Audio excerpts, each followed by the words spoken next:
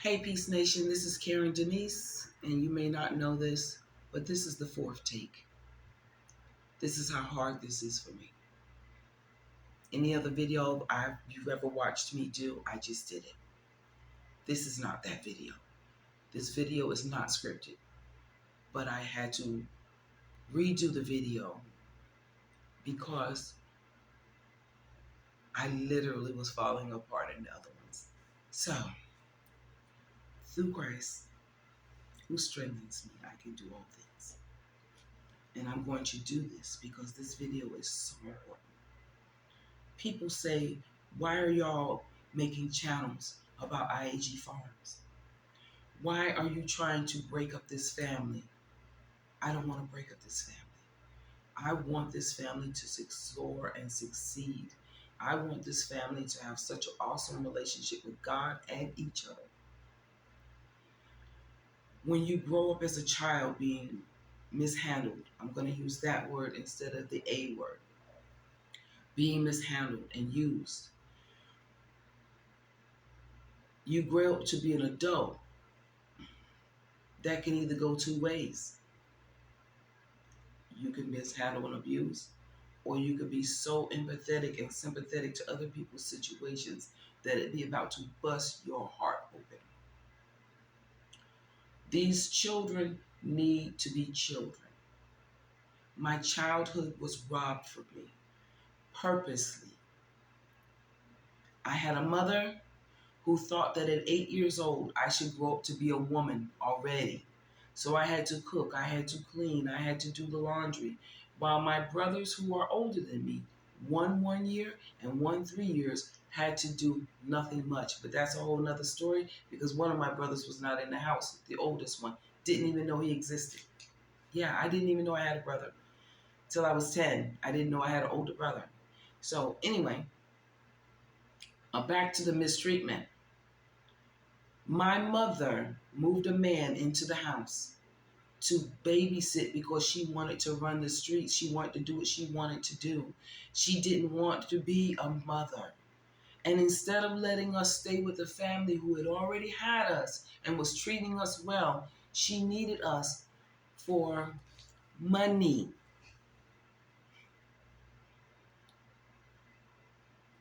Some people need them for content.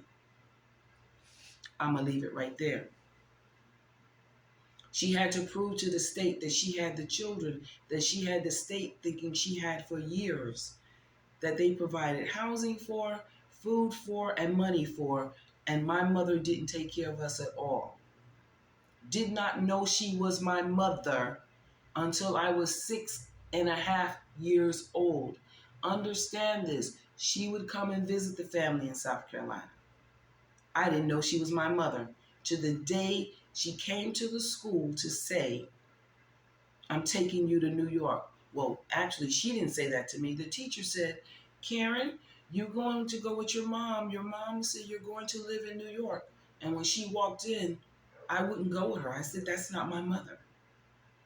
I thought my aunt was my mother, the woman who was awesome to me, treated me like the world began and ended with me, made sure I was well taken care of.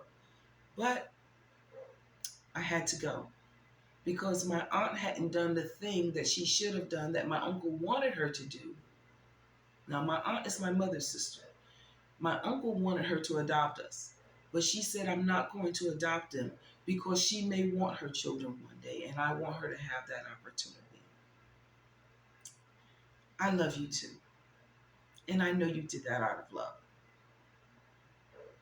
but you should have. But that's bridging water under the bridge. Like, nobody can see the devil sometimes when the devil is standing in their face. You know, people want better for other people. They want to see that other people are well. My mother has been selfish all her life. I thought it was just my life. And so when I talk to some of my aunts about things, my mother is the oldest of 10 children. And you know the answer I get? She's been like that my whole life too. Self-centered. Everything is about her and what she wants and what she wants to do. And it doesn't matter what other people have and what other people's needs are, as long as other people are pouring into her and allowing her to have and do what she wants to do. So my mother took us to New York. And when we first got there, this didn't happen to me. It didn't happen until I was 8, and I'm going to tell you why. My mother didn't want her children. My mother wanted us for the money. So my mother enrolled us in school. She showed us to the state. And then she took me to my other aunt's house, who loved me more than life itself. Okay? But my aunt, after a year, almost a year, said, it's time that you raise your own children. I have my children, you need to raise yours. So she sent us to live with our mother on the other side of Brooklyn.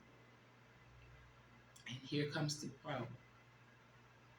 My mother didn't want us. And there's nothing, let me explain something to you. Everybody's not meant to be a mother. Some of us are meant to just be carriers, surrogates for real. I'll get to that in another story time another day. But my mother mishandled me from day one.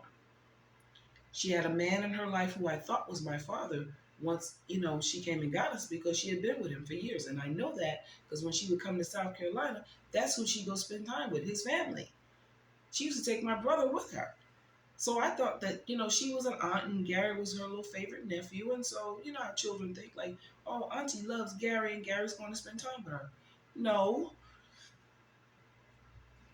She came to get her son because she loved her son. She didn't want her daughter. At 8 years old, my mother looked me in my face and said, I never wanted you. I tried everything to get rid of you and you won't go away. And I really wish you to die or would die. Then here comes the problem again. The abuse begins. The neglect, the mishandling. Well, if you're going to be here, you're going to learn to cook, clean, do laundry. You're going to learn to be a woman. You're going to learn to do what women do. I was an inquisitive child. When I tell you I love cooking, I didn't have a problem with learning to cook. I'm a clean person, didn't have a problem with learning to clean. The house was always nasty. My brother was very nasty. Not my oldest. My brother, a year older than me, very nasty. So I didn't have a problem with cleaning up behind him. The problem I had was every time my brother did something wrong, my mother wouldn't beat her son. She'd beat her daughter. Why did she have that mentality? Like I said, my mother was the oldest of 10 children. And my grandmother had 9 girls and 1 boy. And her boy was maybe like the 5th child. So it took a while for her to get him. And she adored him. And she put him on a pedestal. Him and my mother were placed on pedestals. My mother because she was the firstborn. And him because he was the only boy. And the only reason my mother as the firstborn was put on a pedestal was because it was hard at first for them to have a child. And then once some medical issues were straightened out, they couldn't stop having them. So grandma said enough is enough. That's funny, but yeah. I'm trying to laugh through this because this is the only way I can actually get through this without breaking down for tape number 4. One day, my mother comes home and she brings Mr. John with her. I'm not changing names. So if you knew Mr. John, you just knew him. And isn't it ironic his name would be John? And my mother leaves. The next day, my mom leaves. Like she's just running the streets, doing what she wants to do. Sometimes we wouldn't see her for days on end. And Mr. John was at the house with us. And you could say what you want, that I don't know this to be true, but there's no way it wasn't true. I was his payment. He was very good to Gary. That's my brother. I told you I'm not changing names. And me, he did what he wanted to. And every time my mom came home, I would tell her. And she would ignore me. And when I told another adult outside the house, she said I was lying. It stopped the day my brother said to my mother, excuse me, one second. I told you I'm having an allergic reaction. Mom, she's not lying. I saw him. That's the day he left. Not because she cared about me, but because she couldn't have my brother, who she adored, being knowledgeable and a witness to the way she was mistreated and be able to tell it. As long as he was quiet and didn't say anything, she was fine. But the moment my brother could say something because he saw something, my mother moved differently. Well, she didn't move differently completely. My mother still did what she wanted to do. Came and went as she wanted to come and go. Understand, I'm 9 now, and Gary is 10. Well, another year goes past, and my brother comes to the house. My oldest brother. He moves in. She says, "This is your older brother." I'm like, "Who?" I don't have Gary's my brother. Well, I wouldn't remember him, even though he was in the house with me when I was a baby, because his father stepped in when my mother abandoned the three of us there with the family and came and got his child. Yes, we all have different fathers. We all had the same maiden name because my mother was still married to his father when she had all of us. But he came and got his child. And so I didn't know him. He was cool. Oh, I got a big brother. He's popular, things like that. My mother started leaving us more and more. I mean, now we had a 13-year-old in the house, and he can watch the children. My mother would go away for weekends. Every weekend. We never knew where my mother was. Sometimes during the week we didn't. But it'll be tonight she'd be gone, tomorrow she'd be back. But every Friday, like clockwork, my mother left. We didn't know where my mother was. She didn't know if we had food. She didn't care. She did what she wanted to do, and Wade's responsibility was to take care of us. Till the day she came home with her husband. She walks him in the door, and she says, "This is my husband, and these are my kids." The man didn't know she had children. My mother met this man every week when he got off work on a Friday because he didn't work the weekends, and would go with him to a whole nother state. You see, I didn't say down the street, over the other side of Brooklyn. She would go with him all the way to Jersey and leave her children home to fend for themselves. And she saw nothing wrong with it. They're mature, they can handle it. They're men and women now. They can handle it. And guess what? The whole community knew. And guess what? The whole community said nothing and did nothing for us. My friend told me everybody knew. Everybody talked about it in the community, how we were always left alone. Everybody talked about what happened to me as a little girl. Nobody said anything to not one person that could do anything about it. We were left to fend for ourselves, to grow ourselves, to be responsible for ourselves, to take care of our own emotional and mental growth. And everybody was all right with it because of the aesthetics. Let me tell you, my mother was one of the best dressers in New York City. Yes, she was. And when she went to Jersey, oh, everything was, come on, we are literally talking about in the 70s. Everything was a $300 dress, silk dress. She didn't wear nothing but silks. Everything had to be spot on and perfect for the outside world. If you saw my mother, you thought, oh, that lady has it going on. You do not know who that woman was. To this day, my mother has never apologized to me for the things she's done to me. To this day, she acts like she doesn't remember it, like it never happened. Because that's what a narcissist does. A narcissist never sees their actions as wrong. They think everything they do, they can justify everything they do. Everything they do that they remember or they acknowledge, they can justify. The justification may not be right, but in their mind, it's spot on. Well, your children are the most precious gift that God gives you. And I'm going to say this. I am not going to stop reacting to IAGFarms as long as I see what I'm seeing. And here's the thing, truthfully. If I see the change that is necessary for these children, I will respond even more with a, yay, we did it. Not beating our chest like he does. No, we're not going to beat our chest and say we were right. We're going to say, thank you, God, for stepping in and allowing Tim to change so he can be the man these children and his wife truly needs him to be. Don't come at me while you're doing this. I'm doing this because I need the little girl in me needs to see someone do better. Need to know that everybody doesn't have to go through this. I know that growing up, a lot of people have gone through things and we don't know it because we're on the outside looking in. We see this picture perfect on the outside. I was the little girl. My mother never had me looking bummy. My mother spent more on my clothes and shoes than she did my brothers, not out of love, but out of aesthetics. Excuse me. Out of aesthetics. One moment, I need some tea.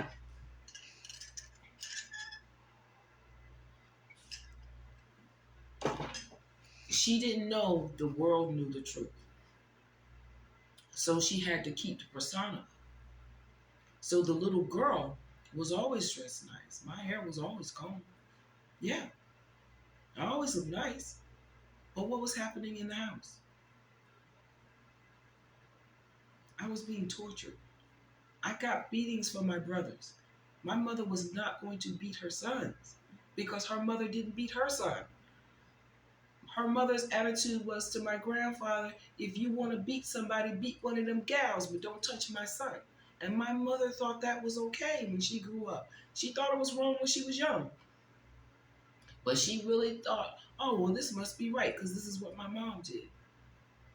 We have to change people. We have to take care of the gift God has given us.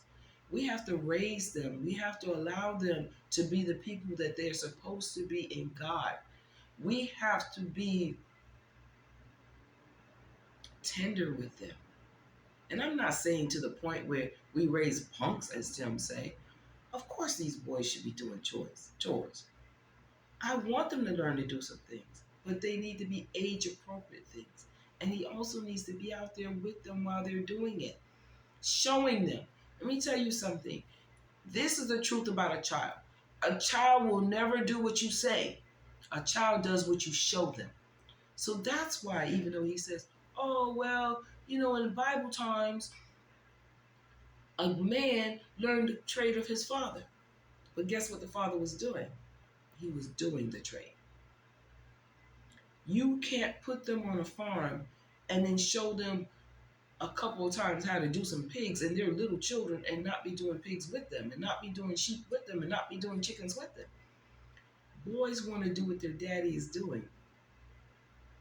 So the best way you can teach them the things that you're trying to show them is to do them with them, not hold the camera. Set the tripod up. And guess what? Maybe give the camera to one of the boys. Your trade is videotaping. Show them how to be a videographer. Yeah. So what if maybe they won't get every angle you want? This is not supposed to be scripted. This is supposed to be just your family and what's happening. And you know what? It'll be funny. It would be funny to see the boys try to videotape you. Not cut and, oh, let me redo that. No, just show your life. Show the truth. Show the mistakes. We all make mistakes. There's nothing wrong with that. But we grow from our mistakes. And that's what I'm saying about you and your relationship with your children. Tim, you have time. Please take the time. We as children hold on to you being our parents so much that we go out of our way to make that relationship different. And we will walk away. We will come back. We come back with the hope that you have changed. And we hang on to that. Oh, it's going to be different this time. It's never been different in my life. My mother is still who she is. My mother only calls me when she needs me to do something, when she wants from me. My brothers, they're the world. They can do no wrong. Now, my brother in New York is doing awesome. The brother that's a year older than me has a problem. He's had the problem since I was 15 and a half, 16 years old. He's a year older than me. He still has that same problem because he can't cope with what we went through as children. This is his coping mechanism. He'd rather live in this world that he's in than deal with the issues of what really happened to us. He has a problem, and my mother doesn't even know this, with the way she did me. That's part of his issues. He can't mentally handle it. He can't emotionally handle it. So he's turned to a substance that he's never let go of because he doesn't want to deal with the reality of who he is and where he has come from and who his mother truly is. So now he's stuck. And all I pray is that God not let him die in the condition that he is in. That he builds a real relationship with God and knows he too can get past this. But yeah, my mom, she doesn't care about me. I took care of my mom when she got sick, and she mishandled me, mistreated me to the point where I almost ended my life 4 separate times. This is an adult. This is in 2014. That's only 11 years ago. Her doctor said, enough is enough. I will not let you kill your daughter, and took her out of my care. And guess what? My mom still says it's my fault. She acts like the condition she's in is my fault. Well, it's not my fault that you are sick, you're blind, but God promised me something. When my mother got sick in 2012, well, she was already sick, but she didn't tell us. But in 2012, when I really found out she was sick, all she kept saying was, God's going to heal me, God's going to heal me. And you want to know what the Spirit told me, my inner man? She's going to live a long time and suffer because she will never apologize and take accountability. That's been 14 years almost. And my mother's only getting worse. And she's angry that nobody's willing to take care of her. Not her sisters, not her children. Nobody's willing to take care of her because no matter what you do for her, you're not doing anything good enough. No matter what I did when I took care of my mom, I cooked 3 meals a day, I made menus, I kept the house clean. No matter what I did, it wasn't good enough. She's ungrateful. And you can't be a narcissist and ungrateful. You know, my mom is like Tim. My mother became a pastor.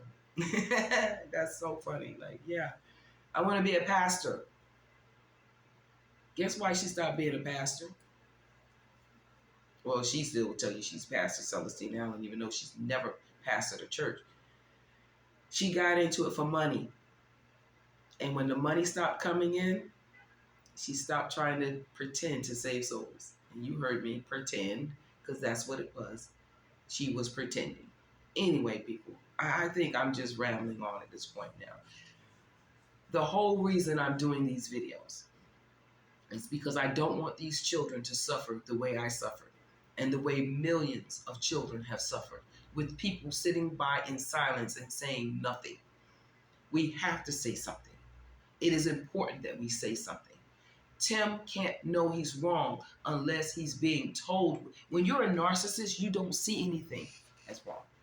And as long as people keep giving Tim money and giving Tim praise, Tim thinks he's right at the expense of these children.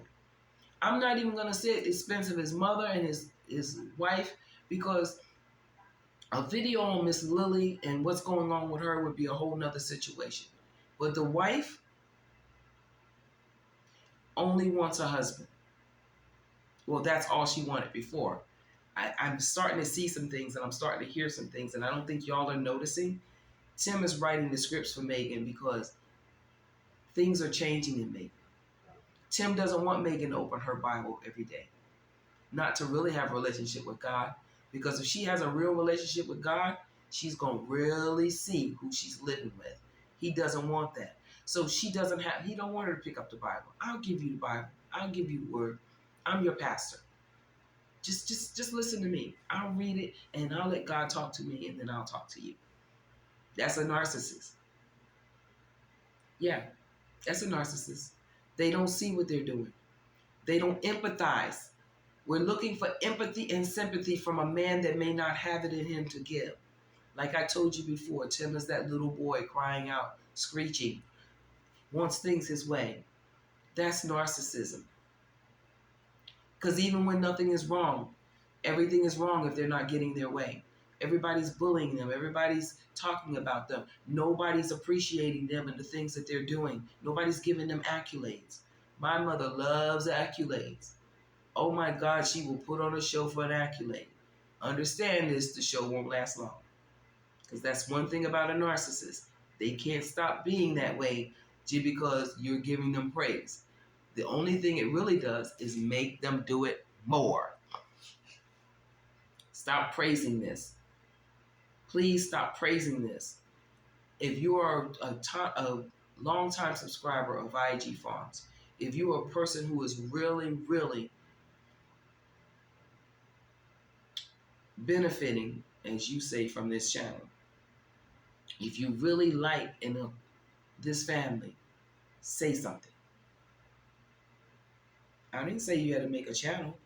I needed to make one because I just think this is like so important. Everybody won't do this. But say something. Oh, I forgot. You can leave me a comment, but you can't leave him one? Yeah. Tim doesn't want to hear what you think. A narcissist doesn't care what you think. A narcissist will see their situation on camera. Not looking at themselves, but looking at somebody else doing it, and they will point out everything wrong. But guess what you won't be able to get them to do? See it's them. And I know that for a fact. It's the way my mother is. My mother can watch a movie about things she did to me in my childhood, and she could see them on screen, and she will talk down and bad about the people doing it. And I just be sitting there looking at her like, you know this is you, right? But she never sees it. And if you call it out, oh, she'll stop talking to you. Like, do me a favor and stop talking to me. Stop begging for me. Stop wanting me to do everything for you. Like, okay. Like right now, I'm gonna be honest with you. My mother's on the block list because some things happened 2 weeks ago with my mom. And it doesn't take me back to my childhood, but like I said to you before, I refuse to be in an abusive relationship. You can't keep mishandling me and I'm okay.